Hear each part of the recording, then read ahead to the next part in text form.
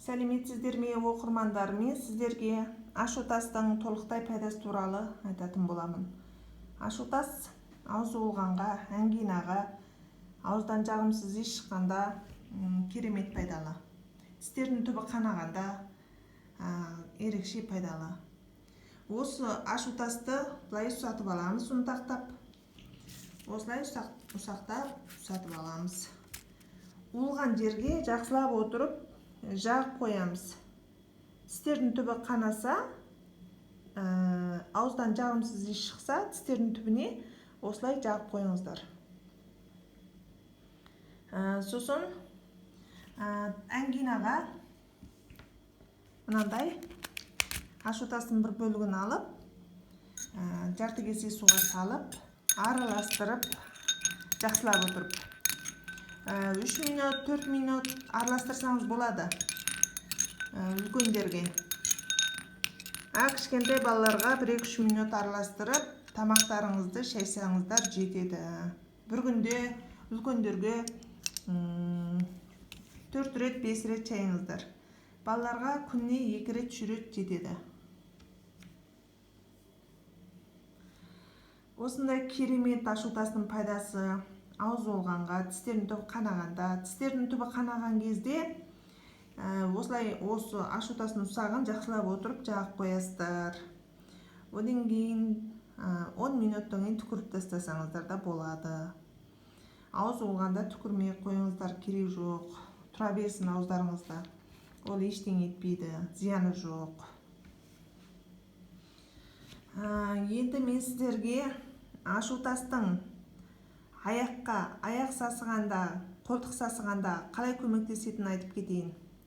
Ашутас аяқ сасыған кезінде аяқты кешкісін жақсылап жуып аласыздар. Содан кейін осындай ашутастың ұсағын жақсылап отырып, башпақайдың арасына шейін жақсылап отырып жағып тастайсыздар. Содан кейін бірден жатқасаңыздар болды. Өзі 1 рет, 2 рет жақсаңыздар болды, сасығы қалмайды. Екінші ретте қайталанбайды. Одан кейін қолтыққа да солай. Қолтықты жақсылап отырып жуамыз, сосын қолтыққа да осы ұсақтарын жақсылап отырып жағып тастаймыз жататын кезде болсын, күндіз болсын.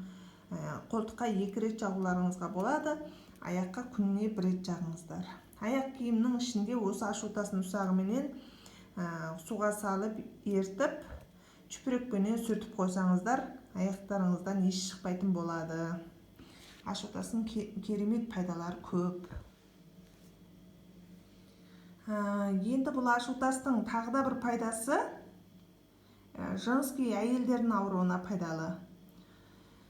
Әйелдерге пайдалы болғанда осылай суға езіп алып, күнделікті дәрет алып тұрсаңыздар, өте аштығымай дәрет алып тұрсаңыздар, керемет пайдасы бар. Күнделікті 2 рет дәрет алып тұрыңыздар. Астыларыңызға суық тиген болса, керемет пайдасы бар. Одан кейін бұл ашутастың пайдасы күйіп қалған жерге ерекше пайдалы. Күйіп қалған жерге тағы да жаңағындай осындай ашутас салып, өстіп араластырамыз. Бұдан азырақ су құю керек. Аштығып отырып езіп алып, суымызды күйіп қалған жерге жағып тастасаңыздар, дақ қалмайды. Дақ қалмай жазылатын болады. Бұл ашутастың пайдасы ерекше әрі көп. Осы ашутасты пайдаланып жүріңіздер, керемет пайдалы. Бір ашутас сатып алып қойсаңыздар, 1 жылға, бірнеше айға жетеді. Міне осылай көрсеңіздер, көңіл қойып көргендеріңізге рахмет. YouTube каналға тіркеліп, лайк басыңыздар. Рахмет, сау болыңыздар.